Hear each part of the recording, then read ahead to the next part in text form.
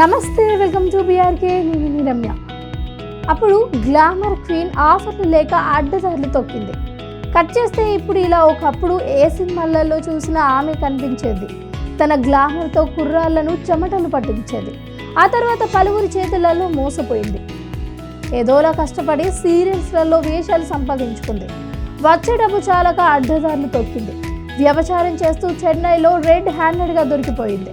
ఇక బుల్లితెరతో పాటు వెండితెరపై సందడి చేసింది.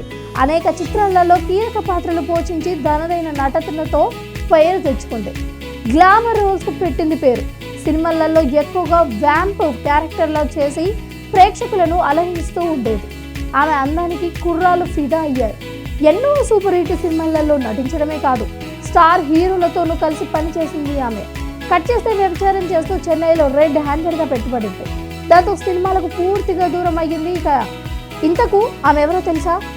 ఆమె మరెవరో కాదండి, 2003లో వచ్చిన బాయ్స్ సినిమాతో ఆమెకు గుర్తింపు వచ్చింది. ఇంతకీ ఆమె ఎవరు అనుకుంటున్నారా? ఒకప్పుడు అందం అభినయంతో కట్టిపడేసిన నటి భువనేశ్వరి. ఆమె ప్రధాన పాత్రల్లో పోషించిన సినిమా కుర్కురే. ఆ తర్వాత తెలుగులో దొంగరాముడు అండ్ పార్టీ సినిమాలతో ఫేమస్ అయింది. అలాగే టాలీవుడ్ ఇండస్ట్రీలో గుడుంబ శంకర్, చక్రం, భాగ్యలక్ష్మి, బంపర్ డ్రా, అలాగే సీను శాస్త్రి, అలాగే ఆంజనేయులు వంటి సినిమాలలో నటించి గొప్ప గుర్తింపు తెచ్చుకుంది. తెలుగుతో పాటు పలు తమిళ చిత్రాలలో సైతం నటించింది. అయితే ఈ కెరియర్ నుంచి ఫామ్లో ఉన్నప్పుడే వెండి తెరకు దూరమైంది. ఆ తర్వాత కొద్ది రోజులు తమిళ నట పలు సీరియల్స్లలో నటించింది. 2015 తర్వాత నుంచి సినీ రంగంకి పూర్తిగా దూరమైంది. అటు సిల్వర్ స్క్రీన్ పై, ఇటు బుల్లితెరపై కనిపించలేదు. భువనేశ్వరి ఏపీలోని చిత్తూరులో జన్మించింది. నటనపై ఆసక్తితో మోడలింగ్ రంగంలో అడుగు పెట్టింది. భువనేశ్వరి చిన్నప్పటి నుంచే చదువులో చురుకుగా ఉండేది.